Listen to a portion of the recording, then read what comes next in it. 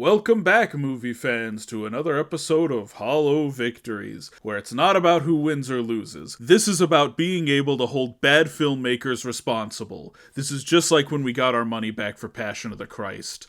I am your host, Matt Presents, joined, as always, by a man who positively can do all the things that make us laugh and cry. Hello, my name is Brian Griffin, but you can call me Makal. Brian, look out! Just add in like a car crash or something. And today we've got the rivalry as old as time. Trey Parker, Matt Stone, creators of South Park, versus Seth MacFarlane, creator of Family Guy and American Dad. I always preferred American Dad, if I'm being honest. Yeah, but what about the Cleveland show? I never watched the Cleveland show. I did not like what I saw of it. Fucking Cass was like, what do white people think of the Cleveland show? And I'm like, I don't think white people have watched the Cleveland show. It's BASEketball versus A Million Ways to Die in the West. Yes, it's been a very adult animation-oriented week for me, because, we watched these two movies, talking a lot about South Park and Family Guy while watching them, and then fucking Simpsons came to Fortnite, and I'm actually playing Fortnite for once because of that, because they didn't just bring them, they brought Springfield. It's been awesome. I played a match during A Million Ways to Die in the West because it was really boring. And I got first place. I did it. My first win. Good work. Number one victory royale. Yes, I've gotten it a couple of times with friends, but I've never gotten it solo before. Good work, Seth MacFarlane. Anyways, it's Family Guy is on Fortnite as well. Yeah, but they don't even have, they have Fat Homer, but they don't have Fat Peter. They made him buff or something. It was like they were unwilling to do a fat character back then, but now I guess they're okay with it. That was like a year ago. But Bob's there, Hank Hill's there, Beavis and Butthead are there. Cleveland's there. Really, Stan is the only one missing at this point. Rick and Morty have been in there for a while. They were really early on, yeah. Yeah. And I bet eventually they could do Smiling Friends too. I don't know. Yeah, that's the thing. We gotta wrap this one up quick so I can go watch the new Smiling Friends. We'll have time. We have time. But new Smiling Friends tonight. I'm gonna wake up at 3 a.m. and watch it on Twitter. Why don't you start us off by talking about BASEketball? This is a weird one, I should say, because it's one where you have seen one of the films and I haven't, and I have seen the other film and you haven't. I don't think that's happened before. I don't think so. Maybe. I'm trying to think of how many. I don't think that's happened before. I'm trying to think of how many Hollow Victor movies I've actually watched before doing the show. Like Cat in the Hat and The Grinch come to mind, but you definitely saw both of those before we did it. Yeah. Yeah, I don't know. Maybe. BASEketball, a comedy released in 1998, directed not by Trey Parker and Matt Stone, but David Zucker, who has a very mixed filmography. Actually is returning. Yeah, he did American Carol, right? Yeah. Not a very good movie. He's done a couple of bad ones, but he also did Airplanes, and you showed us Top Secret, which was pretty funny. Yeah, the movie follows Trey Parker and Matt Stone. They have names, so I'm going to call them Trey and Matt, because that's all you're thinking of when watching this. But I will call their friend by the character named Squeak. They're just two slacker friends. They aren't really doing anything with their lives. That opens with them going to a more I can't even say words right now. Sophisticated. God damn it. Sophisticated party. And just, they're made to feel like losers immediately. Like everybody that they went to school with is kind of moved on in their lives and they're still just drinking and slacking off. But then they challenge two of the guys there to a basketball game, but they claim that they're playing by street rules. They're playing by these different set of rules. And they basically make up their own game, their BASEketball. And from there, it goes from more and more people actually wanting to play that version to it getting these bigger crowds to someone in the actual industry that can turn it into a real sport, and then boom, they're both big hot shots who created this game but also are competing in this game, and then we just fall into all of the tropes that you could imagine. There's a love interest and she's working at a hospital with a bunch of sick kids who have one of them is dying in the hospital and has a Make-A-Wish sort of thing going, and they're all big fans of BASEketball. Trey is a bit of a control freak and doesn't want, he wants the final say in everything. But then Matt is really selfish, and he sells out the team. He sells out and stops caring about the love of the sport. And it leads into a big fight. It becomes the most tropey sports film ever, but as a joke. That's the point. We've even seen South Park do that before with episodes like their Little League ice hockey episode that a lot of people didn't like. I think that one's funny. That says something about me. But yeah, and that's basically what it is. You get, as you're watching the movie, you know exactly where the story is going, because you knowing exactly where the story is going is kind of the joke. And I think some of it works and a lot of it doesn't. Like I do like some jokes, like at the end of it when the one woman who was married to the original like owner of BASEketball, I think is what it was. Like there's this other like rich CEO character who's kind of working against Matt and Trey in the movie, and then at the last second she's like, "I just realized I can't stand you," and then he immediately switches over to the other side with like they didn't earn that at all. Like there was no build up to her doing that, having that change of heart. And the movie has a couple of moments like that where they're just kind of sprint into the different plot beats that a lot of these movies will take. But yeah, that's BASEketball. Matt, what did you think of this movie? It's not totally devoid of laughs. I did laugh at this a few times, but it's definitely not that good a movie. You've referenced already, you know who else feels that way? Trey Parker and Matt Stone.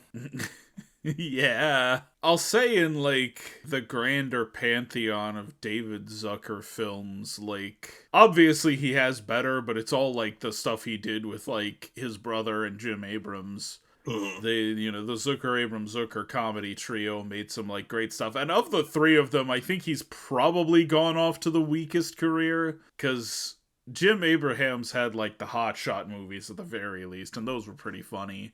And Jerry Zucker made Ghost, and then he made Rat Race. Oh, Rat Race is good. That's about all he's made. He has like one or two other movies in there. David Zucker, for what it's worth, I think made the best movies. I think Superhero Movie is easily the best movie, and Scary Movie 3 and Scary Movie 4 are probably the best scary movies of the franchise, and he made those. But I would still say those are a huge step down from doing like Airplane and Top Secret and The Naked Gun, which Seth MacFarlane just produced a remake of. So I heard it was good. It is good. There's the connection there. It's directed by the same guy who made Hot Rod. So there's your encouragement to make that, to watch that. Yeah, I mean, this guy I think worked with Andy Samberg a lot. But I don't know, because looking at this, he also did Chippendale, so you gotta like. He did also do Chippendale, but he was I was gonna say he did MacGruber. No, he was just a producer on the executive producer. And he was a writer on Extreme Movie, so But I heard Popstar Never Stop Stoppin' is good. I heard that's a really funny movie. Popstar Never Stop Never Stopping is really funny. I like that movie. I want to say he's the third guy in Lonely Island. Yeah, he was in the music videos. He didn't really appear in the movies alongside, like, because in the Hot Rod, Andy Samberg and Jorma Taccone are in there, and Jorma Taccone's done some stuff too. I think he directed MacGruber. Yeah. And he also directed Popstar, so I guess he co-directed with him. So they that makes it sound like they really that's the two like guys from the two guys from Lonely Island who aren't Andy Samberg. Anyways, BASEketball. There's not going to be too much to say about it, if we're being honest, but I could talk about some things. Yeah, I mean, even like you were talking about it being like, kind of a parody of like a tropey sports movie, and that's in there, but that's like, it takes up so little of it. There's not really that much of a plot to this film. It is a lot of just like BASEketball antics, It's doing tropes, but it's doing them at hyper speed. Like, because even at the end, I love it when like Trey and Matt like start talking to each other after they're making up, and they have like so many different lines that you would hear in a movie like this, like, "Oh, I just let the money go to my head," and then it says, "I guess we just grew up too fast," and like they keep throwing those lines back and forth, almost as if it is a fucking Seth MacFarlane joke. And then they start making out, and that just cracks me up because they don't hint at having that type of relationship once in the movie. Them kissing might have gotten like the biggest laugh for me in this movie. It's so fucking out of nowhere, and it's Trey Parker and Matt Stone. It does make it funnier. They are clearly not grossed out by each other. There's like a scene where one of them has something in their mouth, hands it to the other, and then they put it in their mouth. Like that, and it's like not edited. Like they did that.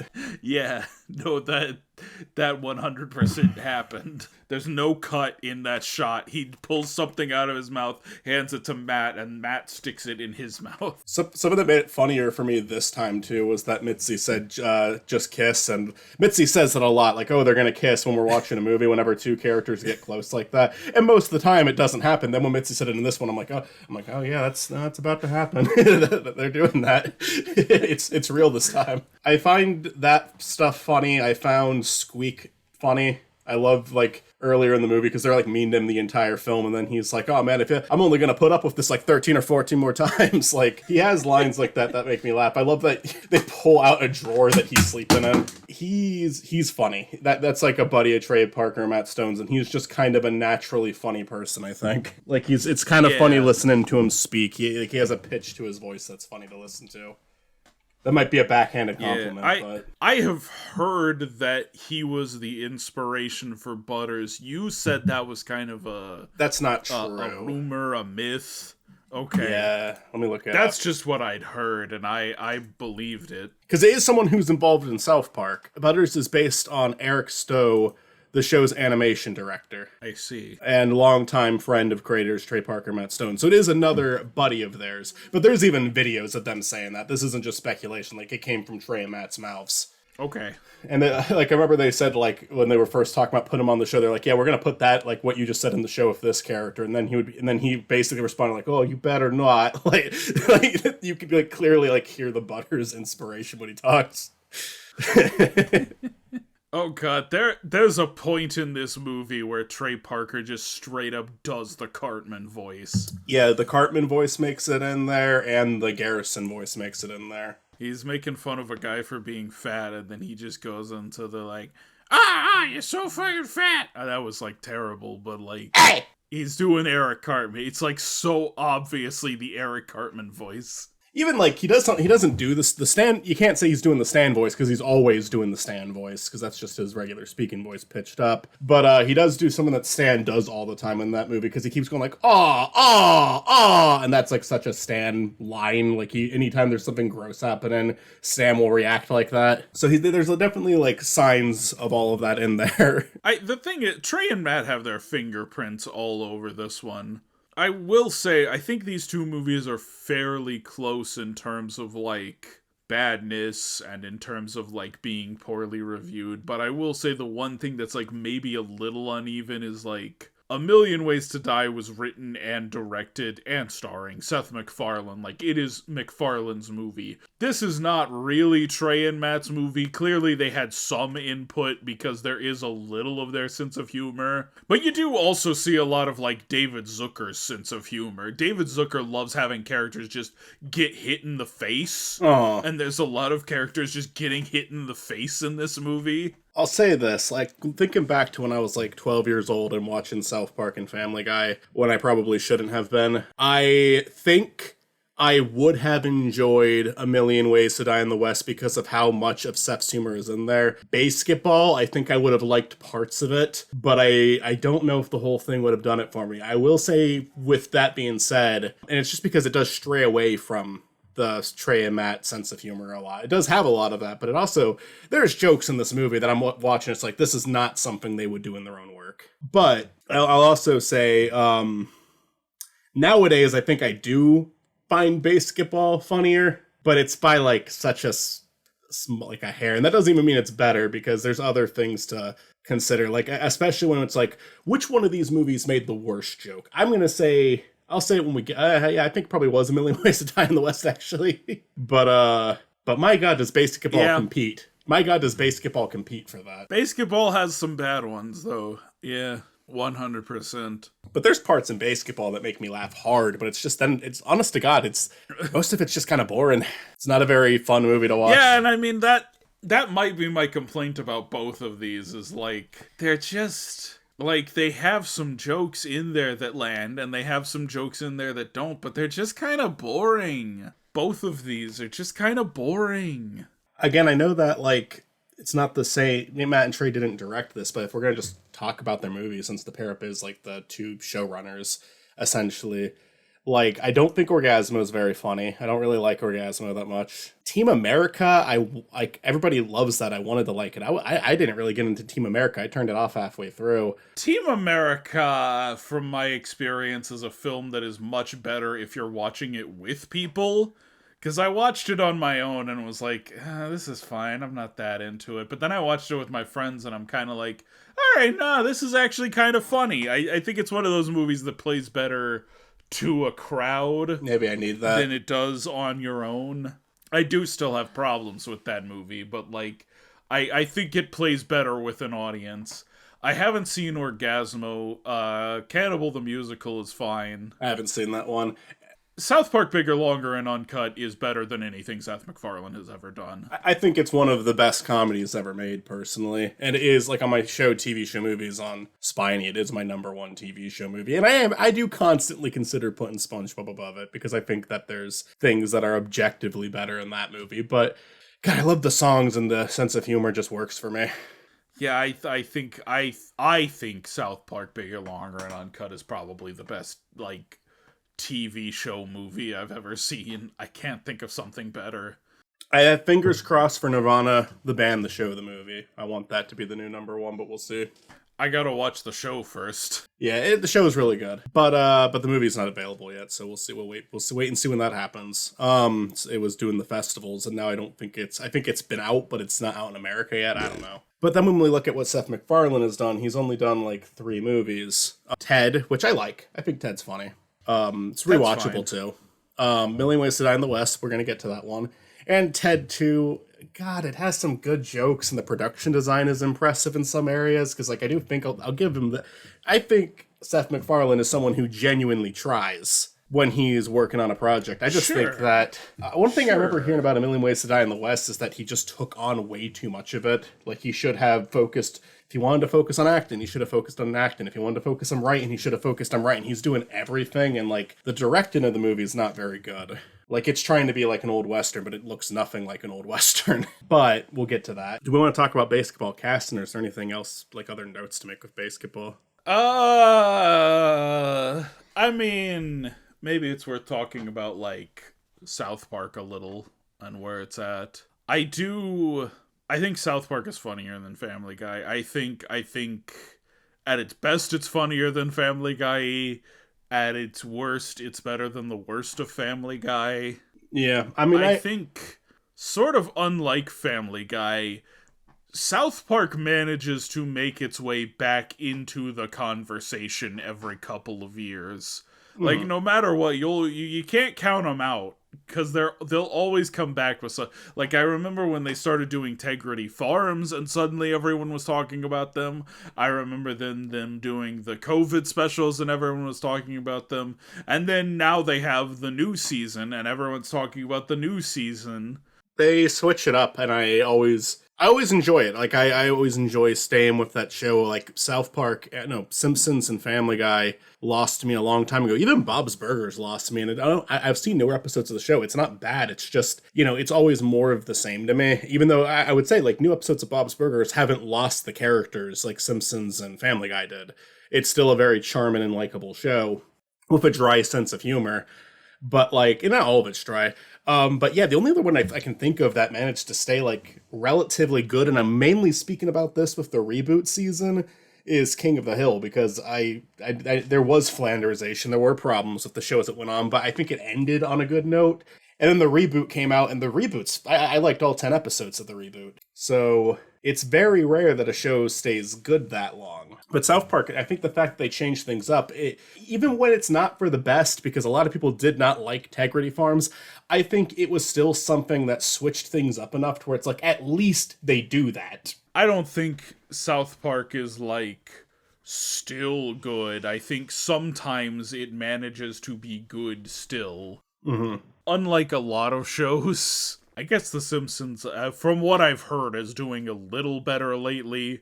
But Family Guy, it just gets, like, worse and worse all the time. Family Guy is just fucking boring. Simpsons, they're at a really meta era right now. They're, like, being really, like, they're, like, self-mocking to a degree that it almost feels like the internet would. But sometimes it works out, sometimes it doesn't. They did a couple, within the last 2 years, they've done 3 episodes that I watched, and I liked all 3. I watched 3 of them, and I liked all 3 of them.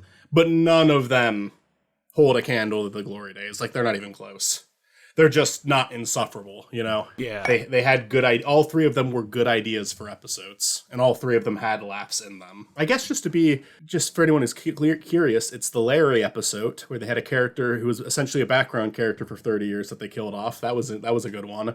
There's an episode where Flanders stops talking to Homer, completely cuts him off. That one was good. There's like kind of like finally an outburst for Homer's treatment of him. That one was funny. And then there was one of the most recent season premieres where they do like a fake series finale for The Simpsons, and that one was also good. I think my thing with South Park is like the blessing and the curse of South Park is like they are so obnoxiously contrarian. Like, they have to be contrarian about every single thing. And sometimes that puts them on the right side. Sometimes they make a good point because they're being contrarian. They're going against the grain.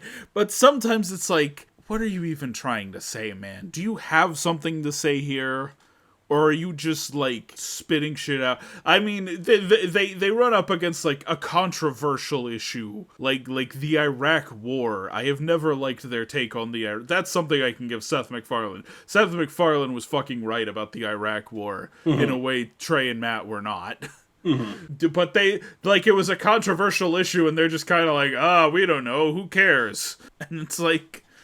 Pick a side, or don't say anything. Don't bring it up. I know which one you're talking about. That wasn't a great one. I do like the song. The song makes me laugh about I'm a little bit country, I'm a little bit rock and roll. But yeah, the episode itself, not one of their best. It's also in Team America a little bit. Like they're like mocking America's like aggressive foreign policy, but then at the end they're kind of like, oh, but you know, sometimes they kill the bad guy, so it's okay. And it's like, no.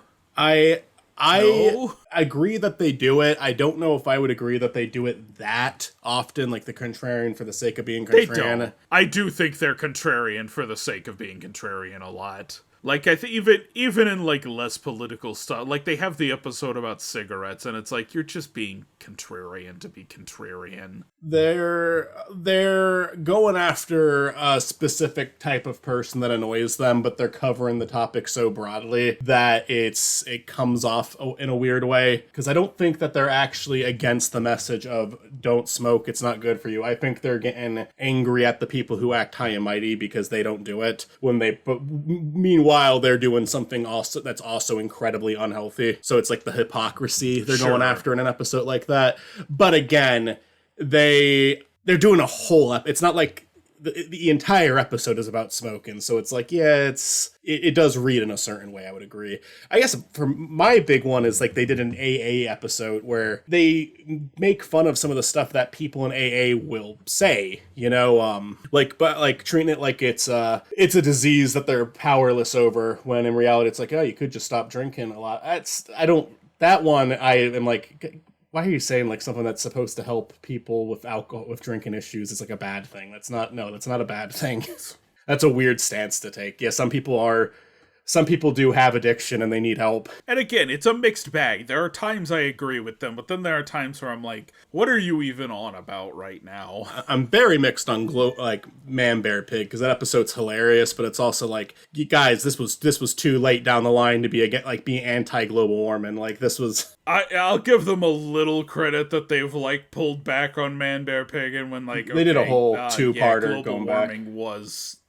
Global warming is a thing. Our bad. No, I'll definitely give them that, because they did pull back on that. I mean, they did. Yeah, no, I will give them some credit for being willing to say, like, hey, we were wrong about this thing. Al Gore responded to that episode in a very positive way, actually. And they were still making fun of him in it.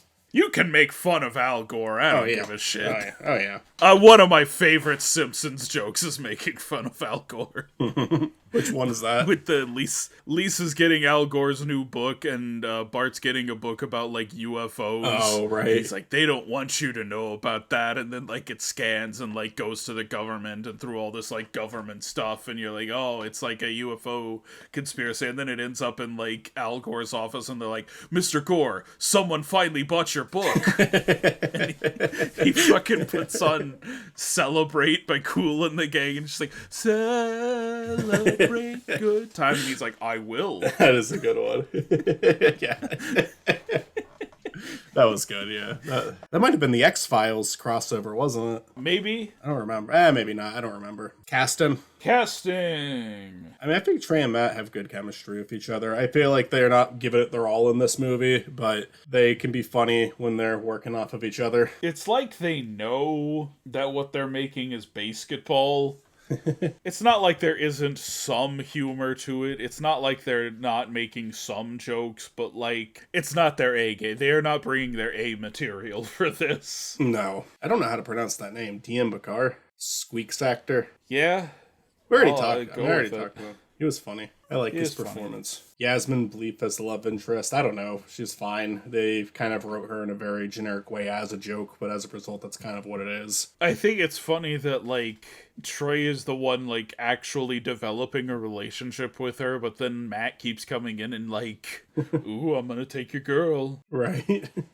Yeah, most of the other cast members in this aren't worth talking about that much. Ernest Borgnine is in this movie as the commissioner who dies very early on. Yeah, and he almost didn't die because he was choking and the hot dog came out of him several times and then went back in. That was one of the better gags, I think. It was a good visual gag. Hold on, this is a third appearance for Robert Vaughn. Ooh, Battle Beyond the Stars. Battle Beyond the Stars, also Superman 3. Oh, right, yeah.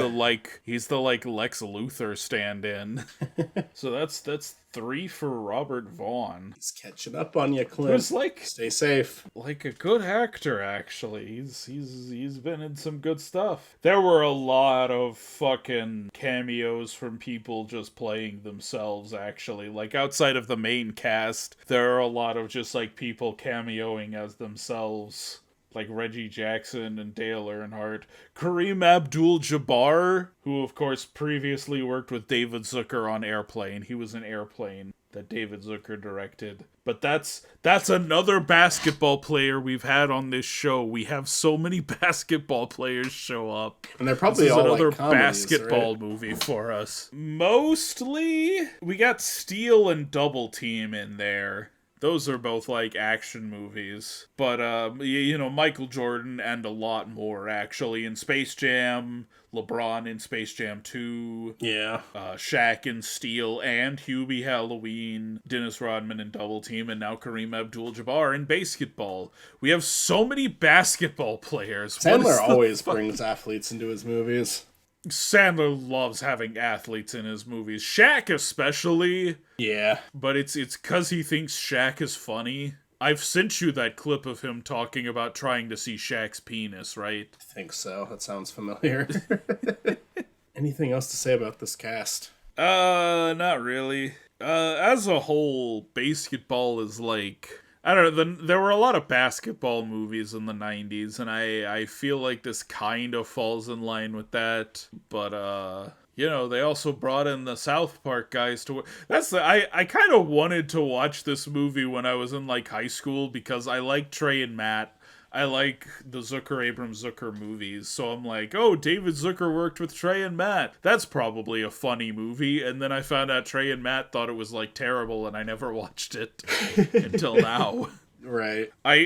I think it's a little funny that they're the Milwaukee Beers, as someone who has attended many a Brewers game. It's funny that the two main teams are from the cities I have lived right outside of. Right. Because they're the Milwaukee Beers, and then, like, their big rivals in this are the Dallas something or other. I want to say Dallas Felons. There's decent jokes in the movie. They're just a little bit too spread out for it to be good. I like it when they're taking that kid on, doing that nice day for that kid who's dying, who I think is okay by the end of it. But then they take him to a bar and they're taking like shots of him, and they're just like so casually sitting at the bar. Like, it's not like they don't overplay the joke. He's just, they're just at a bar and he's taking shots, and they don't really. I feel like there are people who do the same joke and they try to bring as much attention to the fact that they're doing it as possible, even though, you have eyes. I mean, it made me think of Little Nicky a little bit with, like, the kid who's there at the basketball game and he's like, I'm just here for the beer and the bitches. Mm-hmm. Oh, we ready to talk about A Million Ways to Die in the West? Yeah, I'm glad I finally got to see BASEketball. It was not very good, but, like, it was what it was. Yeah. Let's talk about A Million Ways to Die in the West.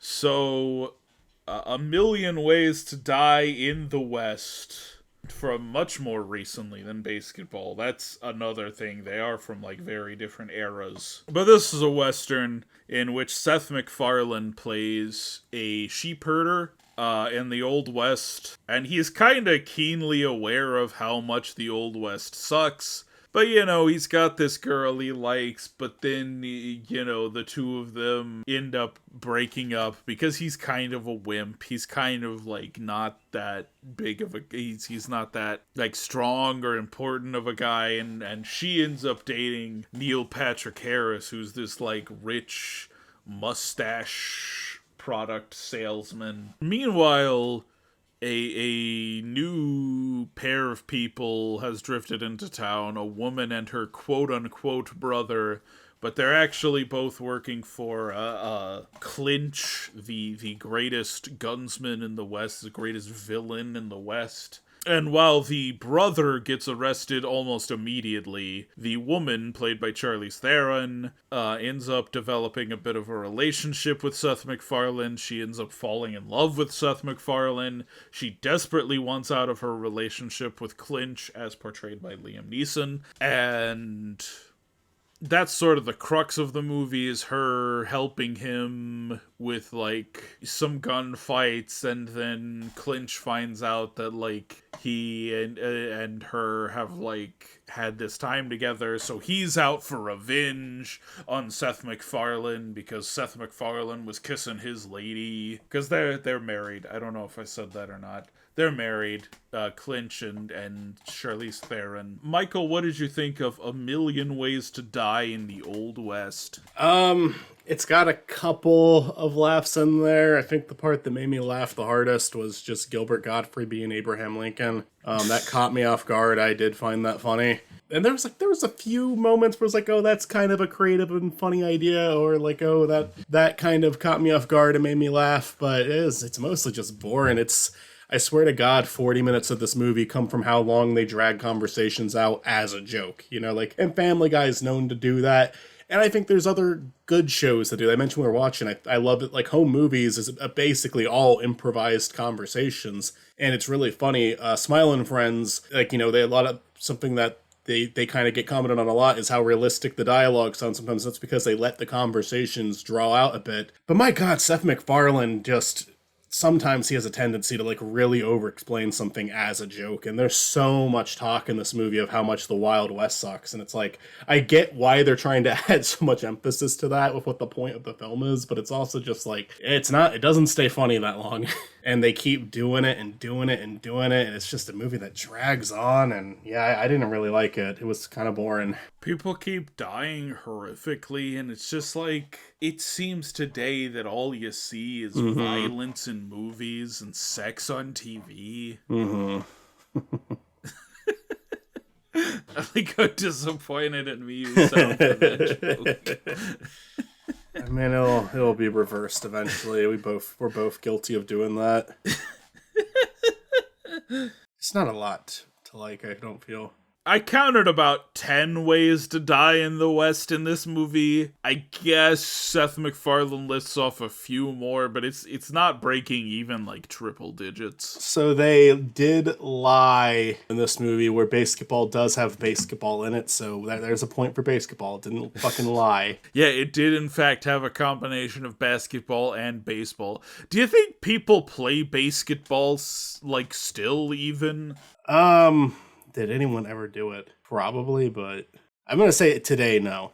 I don't know. It seems kind of fun. I bet it could be fun, but it feels like a game where you would be drinking a lot for that, you know? Would be a game that you're doing with drinking buddies. Yeah. Christopher Lloyd showed up. That was weird. I'm kind of surprised this is the first movie Christopher Lloyd has appeared in for Hollow Victories, considering his filmography. Christopher Lloyd is entirely too talented for the filmography that he has. That is great.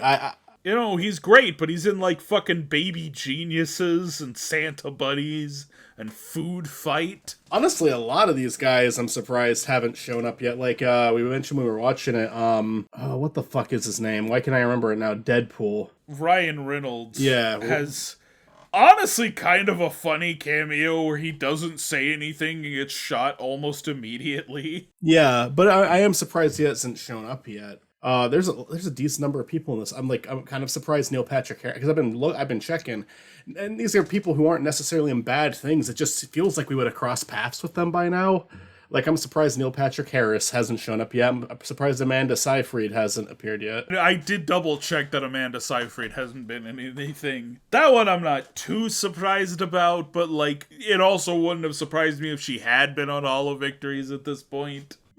She just seems like she would have crossed paths with one of the things we've watched by now. Because, I mean, good actors appear in Hollow Victory movies all the time. I don't even know if I like her or not, but she seems fine. We do have to crown one person. I think the Queen of Hollow Victories now. Sarah Silverman has now been in 4 Hollow Victories movies. Yeah. Which is like honestly a feat in and of itself, but I think that's the most a woman has ever appeared on Hollow Victories. Yeah, nope, she is the queen. Liam Neeson was in The Phantom Menace, so he's returning. Liam Neeson is returning. He was in The Phantom Menace. Also, among the weird-ass fucking cameos, fucking Jamie Foxx shows up as Django from Django Unchained. Yeah. Is this his first appearance? I swear to God we saw him in something. No, this is his first appearance. Really? I really thought we had seen him before. I'm checking Gilbert Godfrey too, but honest to God, I feel like I'd remember Gilbert Godfrey appearing. Yeah. Hey, you know what? That is one person in this movie that we have also been in a movie with. Yes, that is true. It's not even really a spoiler because he's in the trailer. Gilbert Godfrey is in Shrek 2 Retold. Maybe it's a spoiler that we're in Shrek 2 Retold. How many times have we mentioned that? For a second. For less than a second. Yeah, no, we both of us have mentioned that probably like 80 times, thinking the movie was going to come out like 5 years ago. I really expected the movie to be out by now. Yeah, no, it's they're still working on it. Fucking Bill Maher showing up in this movie for no reason. We've kind of moved on to cast. Yeah, Bill Maher. Is his name Bill Maher or Bill Maher? Whichever. Him and Seth, I think, are like he was in Family Guy, like in a live action clip. Like Brian Griffin goes onto his show, and the rest of the scene is live action. Brian's the only animated part. Bill Maher is like big time like liberal comedian, even though he's like a weirdly right wing liberal comedian. I think I don't know a lot about him other than Seth likes him. That doesn't surprise me that Seth likes him. My dad used to watch him all the time, and I asked him if he liked him, and he said no. I'm like, why do you watch him all the time? And he said, I don't know.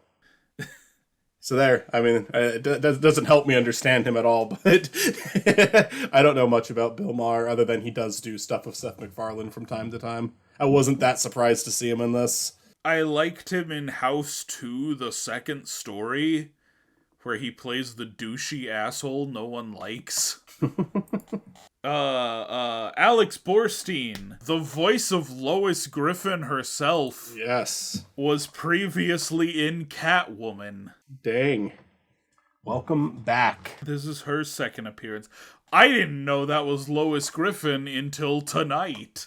Yeah, I don't remember the voice actors for Family Guy other than like Seth MacFarlane and Mila Kunis. I mean, I know some of the side Who they reference. name drop in this movie. I guess What the fuck? Seth Green is Chris. Ewan McGregor was in this movie, apparently. He was also in Star Wars Episode 1. Hey, there's a lot of people in this, honestly. Like, but a lot of them have like really tiny roles. Yeah. Patrick Stewart does some voiceover work. Yeah. Yeah, that's another thing. I think he does the voiceover work at the beginning of Ted, too. No, there are a few. There are some actors in this that have been in, like, other Seth MacFarlane stuff. Like, not just Family Guy. I mean, Patrick Stewart is in fucking American Dad, isn't he? Yeah. Oh, yeah. He's Commander Bullock. I like American Dad so much more than Family Guy. Oh, it's like it's not even close. really close. Yeah, American Dad's genuinely really funny. It's because it's a show that really embraced the nonsense, I feel. No, yeah, it's a show that like stopped giving a shit. Yeah. Really early on and just was like embracing its own ridiculousness. Yeah. Giovanni Ribisi, I don't know that's another weird name. I don't know, but like he I like on fucking American. I was about to say American Earl. My name is Earl, Jesus Christ. He's funny on that show. He's definitely been in stuff. He's like the villain in both Ted 1 and Ted 2. So he's kind of in all of Seth's movies. God, I don't think he's terrible in this with what he's given. Neither is Sarah Silverman. Sarah Silverman has gotten on my last goddamn nerves in some movies she's in. She was not annoying in this movie at all. But they also have like so little going on. It's just the same joke about whether they're gonna have sex or not. And it's like, it's not an annoying joke, but it's a really underwhelming joke. It's just like, it's not that funny. It's not that funny. It's not that funny. And they keep doing it. I didn't really like Neil Patrick Harris. Is he good and stuff? I've never really cared for him. I know like How I Met Your Mother is like his big one. I've never seen that show. I don't watch it. I've seen some episodes of it, but not like a lot of it, if I'm being honest. I think he's funny enough in that. I mean, I think he's funny enough in like the Harold and Kumar movies. Mm. Oh, and what was that? Hold on. What was that fucking movie that, like, everyone loved that he was in? Well, okay, he was in Starship Troopers. He's decent in Starship Troopers. Dr. Horrible's sing-along blog. That was the thing that, like, everyone loved him for. People did really love that, yeah. I was kind of shocked by how short that movie was. It's only 42 minutes, so it's not even, like, a feature film. I haven't seen it, but I'm aware of it. Yeah, I don't know. I mean, he was in the Muppet movie, the reboot one, as like the human. No, I don't. What did he do in that again? He's in that. I don't remember what he does. I was gonna say he was like the human version of the puppet, but no, that was Sheldon. The Zynga guy. That was Sheldon. Yeah, but he might just be himself. Possibly. They will just have like celebrities appear as themselves. Oh yeah. Yeah, no, he's just himself. He was the human in the two Smurfs movies. Yeah. Which kind of sucked. Yeah, he has potential to show up again. He does. There's Charlize Theron? I don't know how to say her name. Charlize Theron? Charlize Theron, okay. Yeah, she's the main love interest. Maybe a little surprised we haven't seen her before just because she's like a popular actress. Mm-hmm. But like I don't think she's been in that much bad stuff. She's like in the later Fast and the Furious movies like a few times, but she's not like bad. I'll be honest, I thought what her character and Seth's character had was likable enough in this movie. Like they did let sincere conversations play out. It wasn't like a terrible romance until they had to get into the like argument scene where it's just like, God, they play it so serious too, like for the most part, and it's like really lame. The only thing I can give them credit for is they do wrap it up quickly. But then she reveals that she was like got into a marriage when she was 9, and that makes him angrier for some reason. It's like, no, that's a reason her situation's even more fucked up. That's not something spiteful she did as a 9-year-old, man. So yeah, I don't know. Like I felt like her and Seth I think they're both capable of being likable, you know? They're both capable of having like decent moments. They're not like terrible performers or anything, but God, I don't know. It just as a whole, it doesn't work. And I think, again, a lot of it's just because it's bland. But it's not like a terrible performance. No. There's like so little story to this movie, but like what story there is, I'm like, yeah, I'm fine with this. Like, you did enough with these characters. Like, I mean, even, like, compare it to, like, BASEketball. BASEketball kind of treats its love interest as, like, a joke. And this, I think, actually, like, did something with the love interest. Even if it's a little obvious, even if it's a little on the nose, it's like, at least you fucking did something. When they actually the scene where they hook up, where they choose to hook up, it was like, it felt built to. It felt like they Right. spent enough time leading up to that moment. Where BASEketball is like making jokes about that. Like it's making jokes about the lack of buildup there is to relationships. Like Matt Stone hooks up with the widow at the end of that movie. It within 2 seconds. Like that happens in 2 seconds. That is kind of funny, though. Yeah, no, and that's what I'm saying. It is a joke in BASEketball. I'm not even criticizing it for that. But it's like, this is, I mean, I'll say this too, like A Million Ways to Die in the West, I do think it's like bad that it's almost 2 hours long, because it is like it's a really simple story. He hates the West and he challenges someone to a fight, and then but he doesn't have a good aim, and then he has to get good aim and do the fight. And that's most of it. And like, yeah, there is like littler subplots, like who this woman like is actually married to, and he's coming in, and that, but like, it's just like, God, there's like maybe there's maybe like an hour worth of story in this, and they do it in 2. It just drags on for me. I will say though, I do at the very least, it feels like this movie's trying though. Sure. And it's not like hitting the mark, but I mean, there's like some really like, I mean, I like the scene at the end, like near the end of it, where he has this trip sequence. One, there were jokes that genuinely made me laugh. Like when it shows him when he was born, his parents look exactly the same age, and they're also acting the same way they have the entire movie. That got a genuine laugh from me. But then, they do all the animation on the sheep. Like they're trying to do like weird visuals for that scene. But my God, it's just too slow of a film. And I think if they would have condensed it, it would have been a lot better. Yeah. No, it did not need to be as long as it is. Yeah. But again, let it never be said of Seth MacFarlane that he's not trying. Like, I probably do respect Trey and Matt more than I respect Seth, but like, I still kind of respect Seth MacFarlane for what he does. For one thing, he's a phenomenal voice actor. Like, oh yeah, you gotta give him that much. Good singer too. Good singer, and occasionally he's funny. I think he's good at delivering humor. I just think so much of his sense of humor revolves around doing something that so many other people do better than him.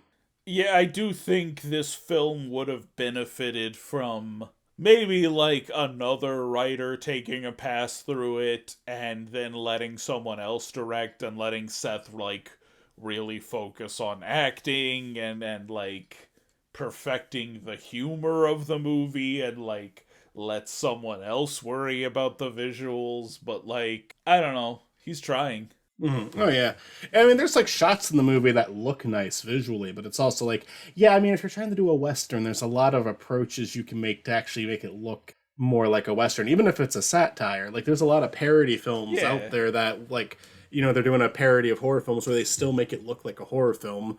Like Shaun of the Dead looks just like a zombie movie. Hot Fuzz looks just like a cop drama action movie.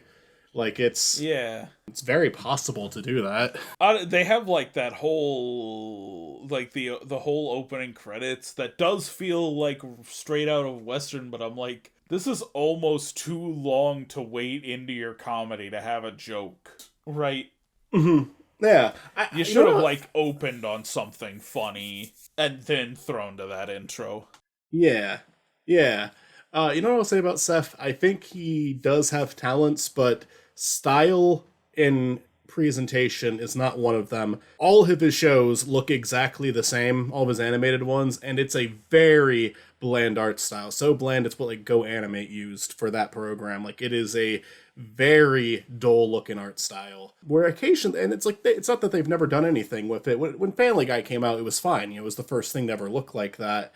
And they have like, these big fight scenes in the show. They try a lot out with it. I wouldn't say it's like completely lazy. It's just a very generic aesthetic that has not evolved over time. If anything, it's actually like devolved. It's gotten lazier. And his movies, it's like the same thing. I think the strength of Ted is how good Ted looks in the movie, but when you look at the shots and everything, it's like, it's very standard. And that's the same thing with A Million Ways to Die in the West. And I've seen a little bit of his Orville show. And I look at that, it's just like, yeah, well, why not like put a filter over this? Why not try to make it actually look like one of those old Star Trek shows? This looks just like everything else you make. So, and that's the thing. I mean, like, that's why sometimes having someone else on board in like the art department is a good idea. Like the person who's presenting the movie, the person who's directing. Right. Because I feel like his work is just, it lacks any type of style whatsoever. All of his stuff looks the same. All of it looks the same, no matter what genre it's taken on. Yeah. Are we at the point where we need to vote? Yeah, I suppose so. I guess I'll... No, I think I said everything I have to say about it. I'll vote first today. Sounds good. Listen, we had the option to watch the uncut version of A Million Ways to Die in the West, and I went with the theatrical cut instead, because I do think runtime is a factor here. One of these movies is, like, a lot shorter than the other, actually. Mm-hmm. Well, okay, I say a lot shorter. Maybe I'm wrong. Pretty close, actually. I think the best joke in BASEketball is better than the best joke in A Million Ways to Die in the West, and I think the worst joke in BASEketball is better than the worst joke in A Million Ways to Die in the West. I think it's gotta be BASEketball. It's close, but I think it's gotta be BASEketball. And I feel like you're gonna agree with me. I do agree with you. I laugh harder at BASEketball. It is shorter. And A Million Ways to Die in the West, like, I mean, not to go PC police on it, but it does have a lot of jokes that are just, like, really awful and nasty for the sake of being really awful and nasty. There's a lot of places in this movie where it's like, oh, we said something racist, but it's the Old West, and people were racist in the Old West. Yeah, I don't know. It just, I guess it's like some of the jokes, some of like the really edgy jokes is probably something I'd laugh at as a 12-year-old. But that's the thing, I would have laughed at it as a 12-year-old, so you can't really give it a lot of credit for that. I didn't even mention why I've seen this before, because it's like the weirdest fucking thing. I was homesick from community. It was like the year I took a community college, and I think this was the only sick day I took the entire time I was in community college. But I was homesick, and my mother was like, oh, I wanted to watch this movie. Let's watch A Million Ways to Die in the West. And I'm like, are you sure? Because my mother hates Family Guy. My mother is not a Seth MacFarlane fan. And I'm like, are you sure you want to watch this? And afterwards she was like, yeah, that movie wasn't very good. And I'm like, yeah, I kind of didn't expect you would like it. It's weird that my mother wanted to watch this. I don't know why she wanted to watch this, but she did, and that's why I've seen it before. Yeah, I'll say this about BASEketball too. I'm one of the reasons I'm mad at it too is I'm almost mad at it because I feel like it is like there is potential for a funnier movie there. I like the setup. I like that the setup is just two drunk guys making up a game that accidentally becomes really popular. And I like Trey and Matt. I like their buddy, who's in the movie with them. I like a lot of the jokes. I like some of the ideas. It's just, there's also so much stupid shit thrown in there too. There's so many bad jokes. There's so many parts that make me roll my eyes. And it's like, I'm like, you guys almost had, I feel like they almost had something and they completely blew it, you know? Yeah. But it didn't like, it's just like, because there's some comedies I watch where it's like, I don't think there's any reality where this was going to be good. Like, I'll bring up my favorite comedy we've ever done on the show, Joysticks. I don't really know how you fix that movie. Like, I get, like, because I don't even think it's a good idea for a movie. But BASEketball, it's a funny premise. It's a funny setup, and it's just not so great overall execution, I guess. But I mean, yeah, there's always been a part of me that wanted to like it for the parts in it that I do like. There are entire clips of this movie that I enjoy. Even like the scene before they start making out, I like their friend on the laka-laka board. You're fighting on the laka-laka board. Should be ashamed of yourself. Like he's in like he's giving this big emotional speech and the entire time he's in a pineapple costume. The audience is with us 2/3 to 1/3. Oh wow. For BASEketball. I'm not too surprised. That's not a close match in any way, but it does mean like almost twice as many people said BASEketball. Mm-hmm. So, BASEketball win. I kind of thought it might, I will say, having seen both of these. I think they're on pretty equal footing. It's not like BASEketball's like this great movie or anything. It's No, I don't think BASEketball is significantly better, but if I had to watch one again, it would be BASEketball. Michael, I am gonna give you a little bit of agency in what we do for the Christmas episode, actually. okay. We could do something fun but kinda obvious, or we could finish off the Grinch trilogy, provided we don't ever do that fuck-ass Grinch that stole bitches movie. We might have jumped the gun a little with Mean One versus Winnie the Pooh, Blood and Honey, because I think there's other stuff Pooh, Blood and Honey could go with, and then the Mean One could go with whatever the fuck the Grinch who stole bitches was. Do you want to do something fun, or do you want to finish the Grinch trilogy? That's a tough one. That actually is a tough one.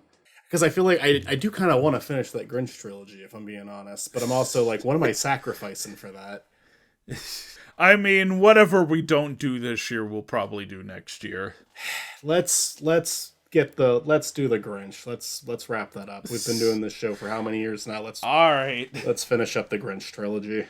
All right. Next time on Hollow Victories, the Grinch 20 whatever year that came out, 2019. It's not going to get paired with 2020 versus the Lorax. God fucking damn it! I should have thought about that. Of course, it's the yeah. No, what else do you think? What else was it getting paired? Okay, wow, potential for wow, god damn. All right, I'm not gonna say anything else. I'm gonna hold my tongue on that. Let's see what happens. God damn it. The Grinch versus the Lorax. Yeah. Fuck everyone. Anything else? I'm gonna hate myself for not picking the fun one. We'll do the fun one next year. Yeah, it'll be fun to do next. I mean, at the same time, it's always been in the back of my head, like, oh, well, we got to do that. We got to do the last Grinch. We got to do the last Grinch, and it's like, we didn't have to do the last Grinch. We'd probably do it eventually anyway. Right. I shouldn't complain about the decision I just made 5 seconds ago. So anyway, for my co-host Makal Shadackle, I'm Matt Presents. We'll see you in the next one. Peace.